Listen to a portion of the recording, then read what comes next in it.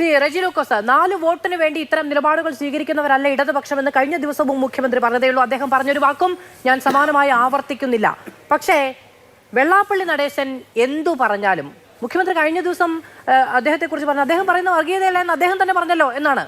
അപ്പോൾ ഞാൻ പറയുന്നത് വർഗീയതയാണ് എന്ന സർട്ടിഫിക്കറ്റ് കൊടുക്കേണ്ടത് ആരാണ്? മുഖ്യമന്ത്രിയാണ്, ക്ഷമിക്കണം, വെള്ളാപ്പള്ളി നടേശനാണ്. ഇനി പിണറായി വിജയൻ ഭക്തനാണെന്ന് സർട്ടിഫിക്കറ്റ് കൊടുക്കേണ്ടത് ആരാണ്? അത് വെള്ളാപ്പള്ളി നടേശനാണ്. ആരെങ്കിലും തീവ്രവാദിയാണോ രാജ്യസ്നേഹിയാണെന്ന് സർട്ടിഫിക്കറ്റ് കൊടുക്കേണ്ടത് ആരാണ്? വെള്ളാപ്പള്ളി നടേശനാണ്. കാരണം അദ്ദേഹം ഇവിടുത്തെ നവോത്ഥാന സമിതിയുടെയൊക്കെ അധ്യക്ഷനാണ്. അല്ല, അതിനൊരു മറുപടി പറയാം. കോൺഗ്രസ് വോട്ട് ചെയ്താൽ അത് BJPക്ക് വോട്ട് ചെയ്തതിന് തുല്യ.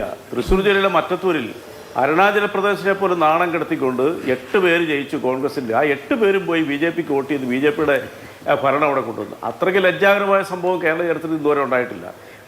അരുണാചൽ പ്രദേശ് പിന്നെ ഒരൊറ്റ MLA കോൺഗ്രസിനോട് ആ കോൺഗ്രസ്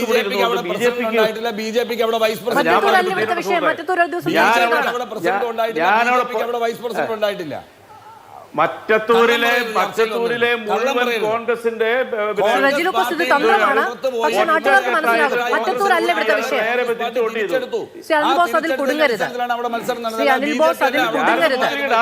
ഉണ്ടായിരിക്കാൻ പറയാം. ഔദ്യോഗികമായിട്ടുള്ള കാര്യങ്ങളെ കൂടെ പ്രഖ്യാപിക്കുന്നുണ്ട്. കേരളത്തിൽ കോൺഗ്രസിന്റെ ഔദ്യോഗിക വക്താക്കൾക്ക് മാത്രമേ ഇനി ചാനലിൽ പോകാൻ പറ്റുള്ളൂ. മറ്റുള്ള ചാനൽ ചർച്ച വരാൻ പാടില്ല എന്നാണ്. അത് ജനങ്ങൾ കേൾക്കട്ടെ. ഇവിടെ എനിക്ക് വേറൊരു മറുപടി പറയാനുണ്ട്. ഈ വിഷയത്തിലേക്ക് മറുപടി പറയാനുണ്ട് എനിക്ക്. അതൊന്ന് കേൾക്കണം. ഞാൻ ഒറ്റയ്ക്കല്ല ഇവിടെ ഇരിക്കുന്നത്. ഇവിടെ പ്രിയപ്പെട്ട ശങ്കുട്ടിദാസ് പറഞ്ഞു CPM-ന് വേണ്ടിയിട്ടാണ് വെള്ളാപ്പള്ളി ഈ കാര്യങ്ങളെല്ലാം ചെയ്യണമെന്ന് പറഞ്ഞു. അങ്ങനെയാണെങ്കിൽ ശങ്കുട്ടിദാസിന്റെ ഓർമ്മയിലേക്ക് ഒരു കാര്യം കൊണ്ടുവരാം.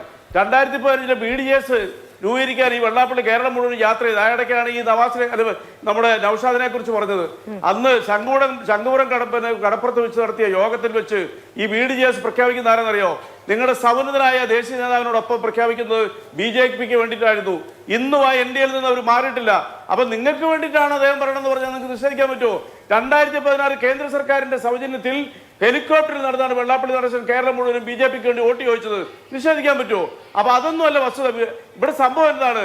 ഇവിടെ ഒരു യുവ മാധ്യമപ്രവർത്തകരെ വെള്ളാപ്പള്ളി നടേശൻ ജാതിയുടെയും നാടിന്റെയും പേര് പറഞ്ഞുകൊണ്ട് പ്രവർത്തിച്ച ജനാധിപത്യ സംഘടനയുടെ പേര് പറഞ്ഞുകൊണ്ട് തീവ്രവാദിയെ ആക്ഷേപിച്ചത് തന്നെയാണ് തെറ്റ്. അതിനെതിരെ ഞങ്ങൾ പ്രതികരിച്ചു. ഞങ്ങളുടെ പാർട്ടി തന്നെ പറഞ്ഞു അദ്ദേഹം പറയുന്ന ഇത്തരം കാര്യങ്ങൾക്ക് ഞങ്ങൾക്ക് യാതൊരു ബന്ധവും ഇല്ല. പിന്നെ നിങ്ങൾ ഇങ്ങനെയാണ് CPM-ന് വേണ്ടി സംസാരിക്കണം എന്ന് പറയുന്നത്. ആ പ്രതികരണമൊക്കെ അതിന് മുൻപാണ്. ഇന്ന് രാവിലെ പറഞ്ഞു